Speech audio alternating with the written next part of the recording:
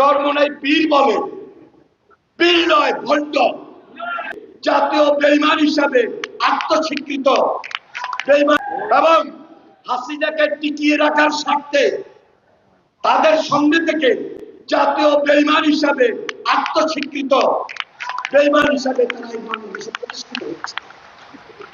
সর্বশেষ মনে রাখেন, এই যে 17 বছর এই যে ইসলামী শাসনতন্ত্র আন্দোলন, চরমোনাই পীর বলে, পীর নয় ভণ্ড, তারা হাসিনাকে স্থায়িত্ব দিয়েছিল। এমন কোন দালালি ফাঁকা মার্কেট ছিল না, তারা এই বাংলাদেশের ইতিহাসকে কলঙ্কিত করে নাই।